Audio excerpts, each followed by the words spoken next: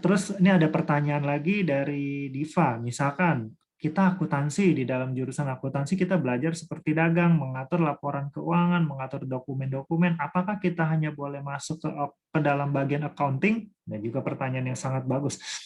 Accounting ini cukup luas. Saya mau bilang ke Dita, kamu ke tax itu juga jatuhnya divisinya pasti accounting, tax atau pajak ya.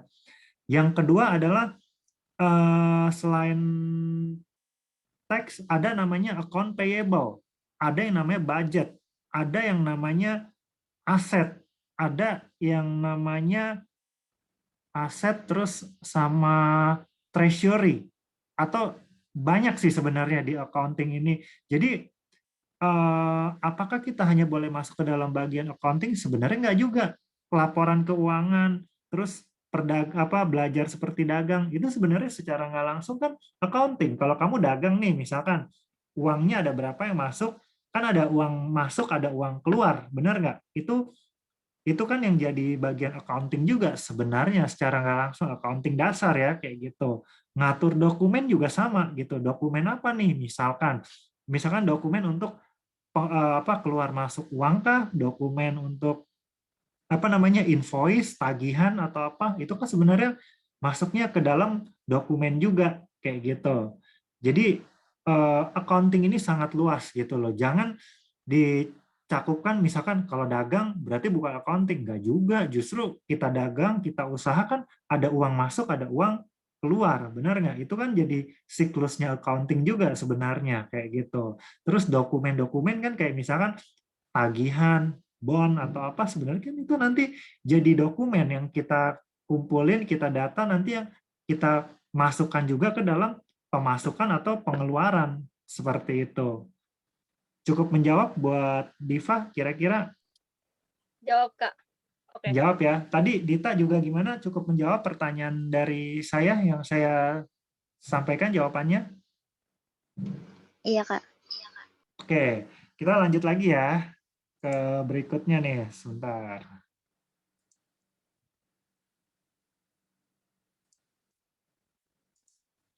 Nah, ini tadi hal-hal sebentar ya. Nanti ini materinya saya share lah ke kalian semua.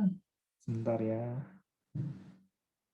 Nah, kenapa kita perlu menjaga penampilan saat kita ada di dunia kerja? Karena yang melalui yang namanya penampilan, rasa percaya diri kita pasti meningkat seperti itu. Terus saat kita tampil dengan penampilan yang baik, yang profesional gitu ya, maka hal tersebut membuat rasa percaya diri kita tuh meningkat. Penampilan yang profesional dan menarik itu memberikan respon positif saat kita masuk ke dalam dunia kerja dan dari rekan kerja kita kayak gitu. Misalkan nih, Dita kasih informasi loh ada lowongan kerja ke Diva. Terus tiba-tiba Diva datang dengan penampilannya yang menarik kayak gitu kan, bagus, rapi, enak nggak kira-kira? Pasti kan nanti orang-orang kantor yang di mana Dita kasih referensi buat Diva kan akan selalu bilang, wah bagus ya, cakep ya penampilannya kayak gitu. Tapi justru kalau sebaliknya penampilannya ya apa ala kadarnya kayak gitu, ujung-ujungnya yang ada yang disampaikan ke Dita gitu responnya tuh yang negatif gitu. Kok begini ya penampilannya, kok nggak rapi ya kayak gitu. Jadi ya itulah yang pada akhirnya membuat kita jadi turun image kita melalui penampilan. Jadi sekali lagi saya mau bilang penampilan itu sangat-sangat penting sekali. Nah, terus yang kedua, penampilan itu juga memberi kesan yang baik. Kayak tadi, meskipun ada istilah jangan menilai buku dari sampulnya. Sayangnya banyak yang menilai itu selalu ngelihat dari yang namanya fisik sampai saat ini. Ini kenyataan yang kita hadapi. Jadi penampilan yang profesional itu akan memberikan kesan yang baik bagi lawan bicara kita. Gitu. Lawan bicara kita siapa? Ya orang yang menginterview kita, orang yang ada di sekeliling kita, seperti itu. Jadi yang kita tunjukkan itu adalah apa yang ada pada diri kita. Selalu berpenampilan rapi itu akan membuat kita tuh tidak perlu panik saat akan bertemu dengan yang namanya orang-orang penting kayak gitu, teman-teman. Jadi perhatikan penampilan kita gitu. Terus kalau teman-teman tanya ke saya, seberapa penting penampilan itu, Kak? sangat-sangat penting sekali kalau buat saya memberitahukan ke teman-teman semua. Terus yang ketiga adalah penampilanmu adalah personal brandingmu. Jadi apa yang kita kenakan itu menunjukkan diri kita. Jadi jangan ragu untuk berpenampilan yang menarik, profesional, karena ini adalah kepanjangan dari personal branding. Tentu kita ingin dinilai sebagai pribadi yang menarik dan menghargai pekerjaan kita kan, kayak gitu. Jadi gaya berpakaian kita itu akan mempengaruhi persepsi orang lain terhadap kita, seperti itu teman-teman. Terus, nah yang terakhir, yang keempat adalah membuatmu dianggap memiliki kemampuan lebih, kayak gitu. Dengan berpenampilan menarik dan profesional ya, itu akan membuat kita tampil lebih percaya diri. Penampilan kita akan mempengaruhi persepsi orang lain terhadap kita. Penampilan yang menarik akan membuat kita dinilai memiliki kemampuan yang lebih. Tentu saja hal ini mempengaruhi kesempatan yang akan kita dapat. Meskipun penampilan menarik bukan segalanya, namun saat kita tampil lebih percaya diri, maka kesempatan dan sukses yang besar tuh akan terbuka dengan lebih lebar, seperti itu. Nah, ini materi yang saya udah berikan ke teman-teman semua. Jadi persiapan dalam memasuki dunia pekerjaan. Jadi hal-hal yang harus dipersiapkan dalam dunia kerja tadi udah ada 5 hal ya. Terus saat interview hal-hal apa aja yang harus diperhatikan. Kemudian penampilan juga. Ini kita bicara penampilan kayak gitu. Nah, sebelum saya masuk ke sesi terakhir untuk CV, ada yang mau ditanya dulu nggak dari teman-teman semua? Kalau ada yang mau ditanya terkait penampilan kita, terkait saat interview, saat kita ditanya-tanya, sama saat ngelamar Kan kerja saya mau nanti, nanya, boleh, silakan. kan kalau misalnya di CV tuh, kita kan tambahin Hmm. sertifikat kan. Kalau misalnya kita Hmm. tambahin sertifikat seminar gitu, boleh apa enggak? Dilihat atau Boleh, enggak? boleh banget. Itu justru kalau kamu punya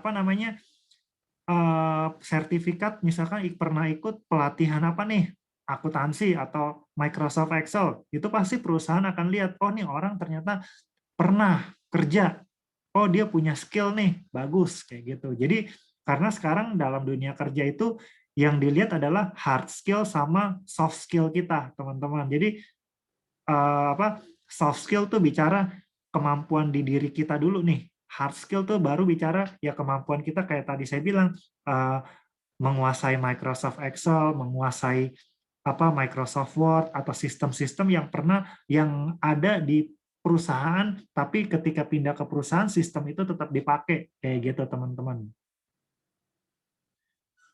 Itu. Ada lagi yang Oke, mau oke Kak. ditanya?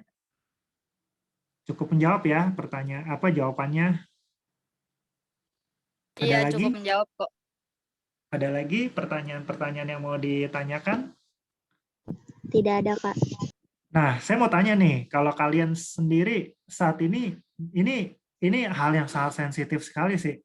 Saya jujur, buat saya agak sulit buat saya menerima ketika masih ada beberapa perusahaan yang kalau namanya mau nerima orang itu non berhijab atau non berjilbab, kayak gitu. Kenapa? Saya seringkali bilang sebenarnya dengan kita ada diskriminasi seperti ini yang sangat-sangat saya sayangkan banget gitu. Sebenarnya yang namanya orang berhijab atau berjilbab pun itu nggak semuanya jelek gitu kalau buat saya ya, karena saya pernah ada tim juga yang pakai hijab tapi dia bukannya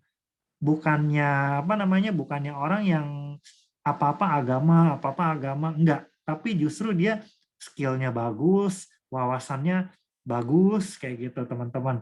Nah itu yang tetap harus diperhatikan juga ya teman-teman. Kalau ketika kata ada pertanyaan, misalkan saya kemarin sempat juga beberapa waktu yang lalu ketika saya ditanya gini, Pak, ini kan banyak nih perusahaan yang menolak kalau misalkan orang pakai hijab gitu, dia bilang.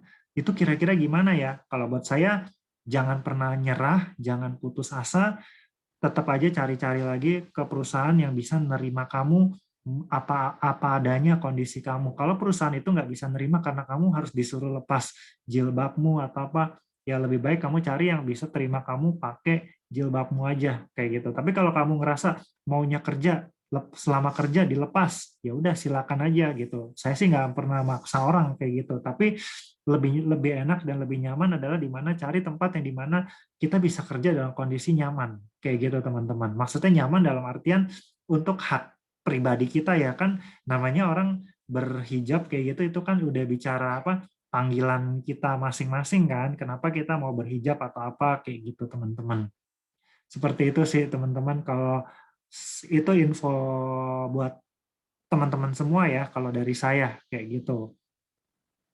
Jadi kalau misalkan teman-teman berhijab atau apapun terus tiba-tiba ada perusahaan yang menolak karena teman-teman apa pakai hijab atau apa, saya cuma mau bilang cari aja lagi perusahaan yang bisa terima teman-teman dalam kondisi keadaannya apapun itu. Jangan sampai ketika teman-teman disuruh selama kerja lepas, oke nggak? Tapi kalau teman-teman ngerasa oke, ya silakan. Tapi kalau enggak, ya jangan kayak gitu. Ya, seperti itu teman-teman. Oke, ada lagi yang mau ditanya sebelum saya masuk ke sesi nanti contoh-contoh CV yang saya mau kasih teman-teman lihat nih. Atau nanti sambil paralel aja ya, sambil berjalan, boleh di chat lagi deh, tulis pertanyaannya kayak tadi. Oke, sebentar ya, ini saya buka dulu deh nih, contoh-contoh CV yang teman-teman harus perhatikan. Cara buatnya gimana sih sebenarnya? Kadang kalau teman-teman cuma buat CV-nya biasa aja gitu ya, misalkan nama gitu, terus pernah PKL gitu, udah gitu nggak biasa aja gitu CV-nya. Itu yang akhirnya membuat HRD atau pimpinan perusahaan tuh ngelihat nggak mau manggil teman-teman untuk ikut proses interview seperti itu teman-teman. Nih, ini contoh sederhana aja sih CV yang sangat kalau menurut saya nih, yang ini bisa dipertimbangkan kalau teman-teman buatnya seperti ini. Nih, saya kasih contoh ya. Nah, ini kelihatan ya teman-teman contoh CV-nya. Nah, ini model CV yang sebenarnya kelihatannya simple, sangat simple sekali kayak gitu teman-teman. Jadi teman-teman bisa lihat kayak gini, macam-macam modelnya kalau mau bikin CV. Cuman tolong teman-teman kasih kasih yang namanya keterangan atau job deskripsinya. Misalkan nih namanya Herlina Elizabeth, berarti kan mesti ditulis dong kontaknya, emailnya, alamatnya, terus nah ini biodatanya nih ditulis namanya, tempat tanggal lahir, pendidikan terakhirnya apa, statusnya udah nikah atau belum, benar gak? Terus agama atau kepercayaannya apa, tinggi, berat badan, itu boleh. Terus sosial medianya kalau mau dicantumin kayak gitu. Nah, saya mau bilang nih sama teman-teman semua nih, dalam terutama nih teman-teman untuk media sosial, tolong nih please kalau ngupload foto atau gambar, pastikan itu sesuatu yang bermanfaat karena sekarang ini banyak yang namanya perusahaan itu juga ngelihat apa namanya media sosial teman-teman semua seperti itu. Karena mereka ngelihat IG-nya, ngelihat Facebook atau ngelihat Twitter gitu, tweetan-tweetan apa aja nih yang ditulis, gambar-gambar aja nih apa aja yang ditulis di posting gitu kan. Jadi teman-teman harus hati-hati gitu ya, terutama untuk urusan media sosial nih. Bisa aja nanti tim HRD-nya bilang, saya mau ngecek media sosialnya, boleh nggak namanya apa? Ketika dikunci harus dibuka dulu kuncinya selama 10 menit biasanya gitu. Tak kunci lagi kayak gitu. Nah, itu diperhatikan. Misalkan kalau teman-teman di Instagramnya postingannya apa nih? Misalkan postingannya hal-hal yang nggak jelas, misalkan kayak kerusuhan, keributan atau apa. Nah itu biasanya langsung tuh orang udah nggak tertarik tuh pasti untuk panggil teman-teman. Walaupun CV-nya bagus nih, dijelaskan job deskripsinya seperti ini, seperti itu, kayak gitu. Terus dia punya kemampuannya seperti ini. Ini misalkan Microsoft Word. Jadi kalau dia kotaknya penuh berarti dia bagus. Microsoft Excel juga bagus, PowerPoint bagus, internet apa semuanya bagus, semuanya bahasa Inggrisnya apa bagus. Tapi media sosialnya postingannya yang negatif-negatif, wah udah deh, itu udah pasti apa perusahaan akan cari eh, kandidat lain lagi seperti itu. Makanya hati-hati, terutama untuk sekarang-sekarang ini di mana kan teman-teman udah mau lulus nih, udah mau masuk dunia kerja, media sosial baik itu Instagram, Facebook atau Twitter itu tetap harus diperhatikan seperti itu teman-teman. Ya. Nah, oke, ini bicara biodatanya ya semuanya ya. Ini biodata di sini macam-macam sih. Nanti saya kasih lihat lagi CV yang lain ya. Nah, terus pengalaman kerja, kita perlu tulis, misalkan dia pengalaman kerjanya talent, kontributor, dan administrasi di PT RCTI, Raja Wali Citra Televisi. Jadi kita harus jelasin selama kita kerja di sini, job deskripsi kita apa sih? Misalkan dia bilang nih membuat IOM, membuat surat perintah kerja, membuat FBTA, membuat atau mengirim dokumen ke produksi. Ini jelaskan semuanya.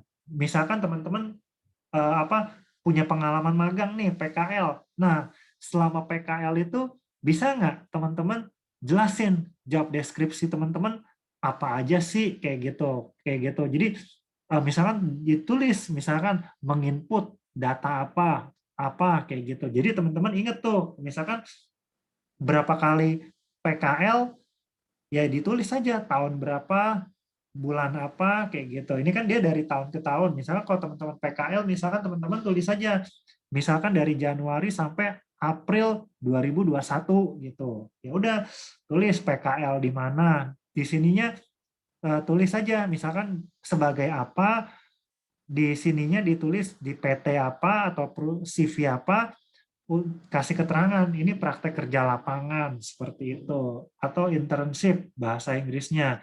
Nah, ini pakai bahasa Indonesia ya semuanya. Jadi CV itu ada dua, boleh pakai bahasa Indonesia, boleh pakai bahasa Inggris, teman-teman. Tergantung teman-teman. Teman-teman lebih enak nulisnya pakai bahasa Indonesia atau bahasa Inggris gitu. Kalau saya ada dua CV yang saya buat, bahasa Indonesia sama bahasa Inggris, tapi yang sering kali saya kirim lewat Jobstreet atau lewat LinkedIn gitu ya, itu yang bahasa Indonesia. Kecuali saya akan kirim bahasa Inggris kalau itu perusahaannya mengharuskan harus pakai bahasa Inggris, baru saya kirim pakai bahasa Inggris kayak gitu teman-teman. Jadi selama perusahaannya cuma minta apa namanya, minta CV, kirim CV, ya udah, dia nggak ada permintaan harus bahasa Inggris, harus bahasa Indonesia, ya udah kirim aja yang menurut teman-teman itu oke CV-nya seperti itu. Terus ini contoh CV ya. Jadi, nah keterampilan nih atau skill, keterampilannya misalkan teman-teman kayak tadi, tulis saja keterampilan teman-teman misalkan bisa Microsoft Word, Excel, PowerPoint, Microsoft Access, Internet kayak gitu. Terus kemampuan bahasa Inggrisnya misalkan membaca, ya ini kan kotak, misalkan teman-teman bisa tulis membaca, misalkan B, menulis B, bicara B gitu. Terus kemampuannya sih boleh sih ditulis bahasa Indonesia sama bahasa Inggris. Kemampuan bahasa Indonesia membaca, menulis misalkan A semua ya udah A, bahasa Inggrisnya B semua ya udah B gitu. Terus pengalaman organisasi, misalkan dia nih pemuda HKBP Palembang, choir di Palembang gitu. Jadi nah pengalaman organisasi bisa aja teman-teman misalkan terlibat apa, Karang Taruna kah, pernah terlibat apa kayak gitu. Terus hobinya apa? Dia hobinya di sini nyanyi, masak, gambar, buat puisi, atau bikin lagu, cover lagu gitu. Nah, itu boleh. Itu penting sekali, teman-teman. Terus, bentar ya, saya coba kasih lihat teman-teman lagi CV yang lain. Sebentar, saya coba buka.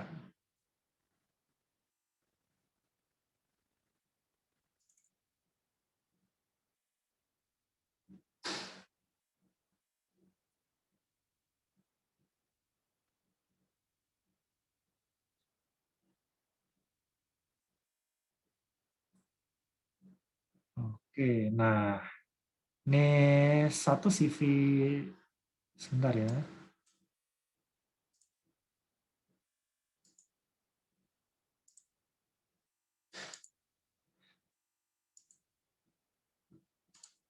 Nah, ini kelihatan nggak? Jelas nggak gambarnya? Kira-kira teman-teman? Jelas. Jelas ya. Menurut teman-teman, saya mau nanya nih. boleh ditulis di chat atau di unmute, nggak apa-apa. Kira-kira kalau CV-nya dibuat kayak gini, atasan atau pimpinan perusahaan mau nggak nerima orang ini untuk kerja di tempat kerjanya dia? Kira-kira menurut teman-teman?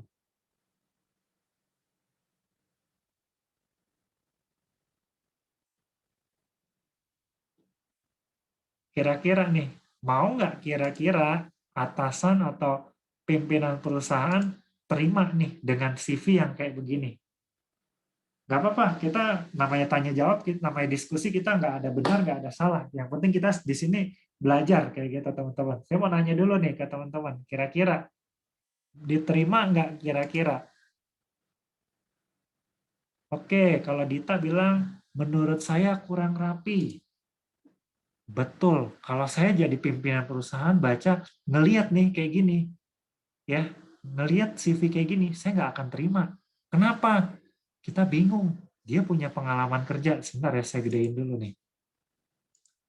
Dia punya pengalaman kerjanya tahun 2018 Januari sampai 2018 Maret di Stiletto Pagar Ayu atau Asir Wedding. Terus 2017 sampai Desember 2020 di Alpen Kitchen Baker sampai sekarang gitu. Tapi dia nggak ada job deskripsi kerjaannya, benar nggak? Saya juga mau baca, dia ngapain aja sih kerjaannya? Bingung, benar nggak? Ya kalau dia buat, karena nah ini yang harus diperhatikan, apa yang kita tulis di CV kita itu yang menggambarkan pribadi kita. Kita bikin CV seperti ini aja, sebentar ya, kita bikin CV yang contoh nih yang kayak tadi aja nih yang di awal, ya kita aja belum tentu orang mau terima kita kerja, benar nggak teman-teman? Ya kan? Kita udah tulis job deskripsi kita selama kita kerja, selama kita PKL, lengkap nih kayak gini nih, selengkap mungkin yang kita udah buat ya. Belum tentu loh orang mau terima kita kerja, makanya itu susahnya kan nyari kerja nggak gampang. Ini yang seringkali hal-hal seperti ini orang nggak memperhatikan. Yang penting gue bikin CV, udah terserah mau diterima atau nggak diterima, gue bodo amat kayak gitu. Jangan sampai kita punya pikiran seperti itu teman-teman. Ini yang harus kita perhatikan CV ini ya. Kalau kita cuman profil, saya biasa dipanggil dengan Angel, saya memiliki semangat kerja tinggi di bidang apapun dengan tim kayak gitu. Pendidikan terakhirnya Trisakti, iya sih lulusannya, terus bahasa Indonesia bahasa Inggris saya jago, tapi cuman gitu doang. Keahliannya Microsoft Excel, Word, beradaptasi bekerja dengan tim dan bekerja di bawah tekanan. Kayak gini doang gitu. Terus kontaknya atau apa kayak gitu. Nah, ini contoh CV yang akhirnya membuat banyak orang gagal keterima kerja karena ya CV-nya begini. Apa ala-ala gitu gitu ya. Jangan kita bikin CV itu yang ala-ala. Terus teman-teman saya juga mau ingatkan, kalau ada yang menawarkan nih jasa bikin CV, bayar ke mereka, jangan mau. Bikin CV bikin aja sendiri, saya bilang. Kenapa? Kayak gini aja nih, kita bikin taruh foto kita, penampilan kita menarik kayak gitu ya, bebas gitu. Tapi yang pasti nih pakaiannya ya atasnya yang pasti gak harus full sih, setengah badan. Yang penting rapi, pakai kemeja gitu ya, mukanya bersih gitu semuanya gitu ya. Ini orang pasti tertarik gitu loh mau pakai kita, teman-teman. Jadi jangan sampai apa namanya kita bikin CV ya begini ala-ala begini gitu. Jangan kita malas juga namanya nambah-nambahin job deskripsi padahal pada saat kita ngejelasin semuanya itu yang merepresentasikan pribadi kita saat kita kerja. Orang akan tertarik, akan berminat panggil kita interview. Paling nggak kita datang interview aja, dipanggil aja itu udah ini banget, udah sesuatu banget, udah alhamdulillah lah orang bilang kayak gitu kan. Benar nggak teman-teman? Dibanding nggak ada panggilan sama sekali, masalah kita diterima atau enggaknya, cocok atau enggaknya dengan bos yang interview kita itu urusan belakangan. Tapi yang penting kita dipanggil di interview dulu, keterima atau enggaknya itu bonusnya kayak gitu. Kalau kita keterima, ya alhamdulillah, syukur, puji Tuhan atau apa bahasanya kayak gitu, teman-teman. Jadi perlu diperhatikan ya. Jadi jangan sampai kita bikin CV yang kayak begini nih, ala-ala banget kayak gitu. Jadi ini perlu diperhatikan seperti itu. Oke, terus saya kasih lihat lagi CV yang lainnya. Misalkan, bentar ya, saya coba lihat yang lain nih.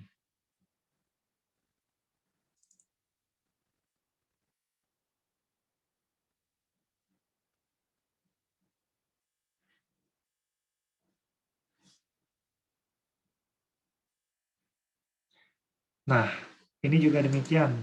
Nah, ini juga kalau ini menurut saya bagus, sangat bagus tuh. Jadi ini dia juga cukup lengkap ya, menarik sih CV-nya. Dia dibikin seperti ini, macam-macam sih teman-teman. Mau bikin CV itu nggak harus bayar mahal atau apa, cukup kita bikin walaupun teman-teman nggak pinter bikin kayak gini. Misalnya teman-teman bilang, Pak, saya nggak pandai ini bikin CV kayak gini, bisanya bikinnya yang biasa gitu. Ya nggak apa-apa, tapi tolong pengalaman kerja, pengalaman PKL gitu ya, dijelaskan job deskripsinya seperti ini. Terus ini ada nih pengalaman magang nih, ditulis tuh CV Cita Nasional dari April 2016 sampai Juni 2016. Jadi turut serta dalam proses produksi susu nasional, mulai dari quality controlnya sampai proses pengemasan. Terus pendidikan terakhirnya apa? Ditulis di sini. Sosial medianya, Twitternya, Facebooknya, ditulis semuanya. Bahasa yang dikuasai apa? Bahasa Inggris, bahasa Indonesia. Ini hobinya ada yang traveling, ada yang kuliner, macam-macam ya. Kita ngeliat ya, unik ya orang ya. Nah, biodata, tempat tinggal, tempat tanggal lahir, alamatnya. Nah, tolong teman-teman, alamat ini biasakan ditulis dengan lengkap. Jalan apa, nomor berapa, RT RW-nya, kelurahan, kecamatan, Jakarta apa, kayak gitu. Ditulis lengkap, teman-teman. Tinggi badan, berat badan, kayak gitu. Terus skill. Nah, kepemimpinan, inovasi, SAP, bisa kerjasama, disiplin, manajemen waktu, komunikasi, presentasi, Microsoft Office. Microsoft Office itu tadi ya, Word, Excel, PowerPoint. SAP apa sih Kak? Kalau kalian nanya, SAP itu adalah sistem budgeting yang dimiliki oleh perusahaan. Ya, maksudnya nggak semua sih perusahaan pakai SAP, tapi tetap ada yang namanya perusahaan ini pakai SAP juga, seperti itu teman-teman. Nah, jadi kurang lebih seperti ini CV. Nah, saya kasih lihat teman-teman CV saya deh. CV saya sih biasa aja teman-teman, nggak yang gimana-gimana. Nih, CV saya kasih lihat sebentar ya. Ini CV yang dimana kalau saya lagi dapat tawaran atau panggilan interview, saya pasti pakai CV saya yang ini. Nah, ini CV saya biasa aja kan. Saya juga orang yang nggak ahli dalam buat CV sedemikian heboh kayak gitu, kayak yang tadi, tapi saya jelaskan profil saya. Saya adalah seorang profesional muda, memiliki pengalaman di bidang HRD dan rekrutmen. Nah, profil diri kita perlu kita jelaskan. Terus, data pribadi kita, nama lengkap, jenis kelamin, tempat tanggal lahir, ya kan, kebangsaan, kewarganegaraan kita apa, status perkawinan kita apa, udah menikah atau belum, alamat. Nah, ini yang saya bilang alamat lengkap ini harus ditulis nih. Misalkan alamat lengkap saya tinggal di Dwi Warna Pasar, nomor 8, RT 3, RW 10, Kelurahan Karanganyar, Kecamatan Sawah Besar, Jakarta Pusat, tambah kode pos, nomor telepon, email, media sosial saya, kayak gitu. Ini semuanya saya tulis. Terus pendidikan saya tuh dari SD, SMP, SMA, sampai saya lulus perguruan tinggi, seperti itu. Nah, saya juga punya pengalaman magang di sini. Saya tuliskan nih, kalau pengalaman magang saya sebagai staf HRD tanggal 5 Oktober 2011 sampai 6 Januari 2012, ya kan? Berarti hanya sekitar 4 bulan saya magang gitu. Terus saya pengalaman pertama kerja saya sebagai marketing gitu kan. Ini marketing, terus akhirnya saya jadi HRD dari tahun 2012 sampai 2018. Nah, ini dia. Saya jelaskan job deskripsi saya. Semuanya nih saya jelaskan. Ini ada berapa poin ya? Sampai 30 poin. Ini yang pengalaman di perusahaan pertama. Pengalaman di perusahaan kedua ini 18 poin. Saya tulis semuanya. Jadi ketika saya ngelamar ke posisi yang sama, si atasan tuh selalu akan baca gitu loh. Ini apa-apa aja sih yang saya kuasain gitu. Terus kemampuan saya, nah Microsoft Office, SAP, MIS, penyimpanan data, BMSS kayak gitu. Terus organisasi yang pernah saya ikutin adalah ya sebagai pelatih basket juga di generasi muda, klub basket gitu, di small group, grup kecil di JPCC seperti itu teman-teman. Nah, jadi ini teman-teman yang harus teman-teman perhatikan pada saat proses pembuatan CV seperti itu. Jadi jangan sampai teman-teman semua bikin CV-nya ya kayak tadi yang orang bilang tuh ala kadarnya gitu. Jangan, karena kalau teman-teman buat CV-nya cuman ala-ala begitu aja, ya udah pada akhirnya teman-teman akan sangat sulit untuk dipertimbangkan untuk diterima masuk ke tempat kerja di mana yang teman-teman apply kayak gitu. Nah, sama satu lagi, ini CV saya buat dalam bahasa Inggris. Tadi kan saya bilang harus bahasa Indonesia atau bahasa Inggris. Selama itu perusahaan yang nggak minta yang aneh-aneh, ya udah pakai aja bahasa Indonesia. Tapi perlu nggak? Ya simpen aja bahasa Inggris. Tapi tetap diupdate CV-nya, jangan sampai nggak diupdate gitu. Nah, seperti ini teman-teman, CV saya ada ya memang sih biasa, tapi saya dalam bahasa Inggris saya tulis seperti ini. Jadi tetap alamat lengkap saya tulis seperti ini, terus saya jelaskan pengalaman saya sebagai apa dalam bahasa Inggris semuanya, pendidikan terakhir apa semuanya simple sih dalam bahasa Inggris. Memang saya nggak tulis panjang lebar, tapi saya yang penting buat inti dari setiap apapun yang saya tulis di CV ini yang saya paparkan, itulah yang merepresentasikan diri saya. Seperti itu. Nah, sampai di sini terkait CV, ada yang mau ditanya nggak? Kira-kira mungkin ada yang bingung atau apa gitu. Caranya gimana sih sebenarnya? Nah, ini kalau teman-teman mau bikin CV dengan, sebentar ya, saya buka Microsoft dulu. Sebenarnya di Microsoft Word yang baru itu ada kalau teman-teman tahu buatnya gimana gitu. Sebentar ya, nih saya share screen lagi. Nah, ini kan Microsoft Word nih yang baru ya teman-teman, Windows-nya. Teman-teman sebenarnya tinggal ke file, sebentar ya, ke file,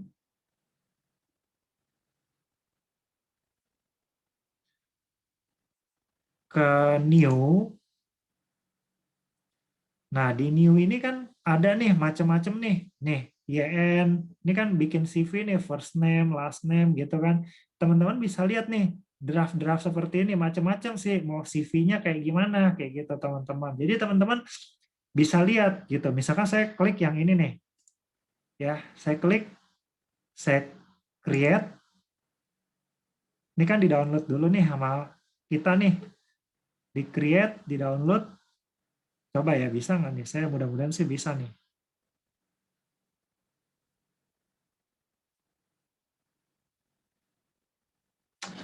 Loading dia.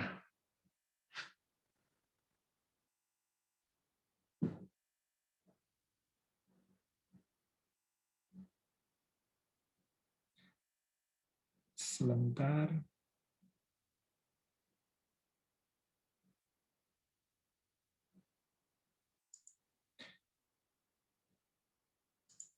Nah, udah ada nih. Jadi, first name. Kalian tulis. Misalkan nama kalian siapa? Kayak contoh. Sebentar ya. Saya kasih lihat dulu. Jadi, first name-nya ya tulis. Misalkan nama saya. Ervin. Ya kan? Nama belakangnya. Afriansah. Kayak gitu. Terus pengalamannya. Nanti dari tahun berapa sampai tahun berapa, posisinya sebagai apa, job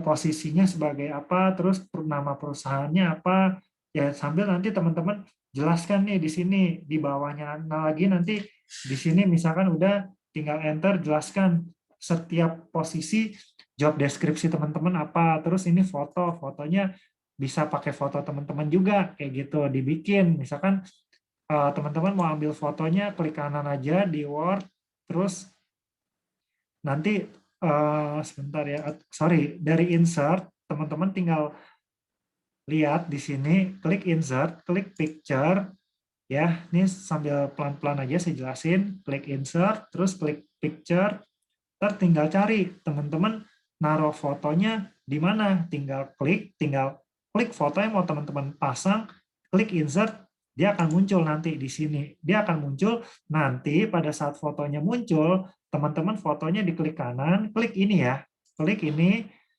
klik layout option, kliknya yang ini, yang behind the text. Jadi biar fotonya itu nggak bikin tulisannya turun.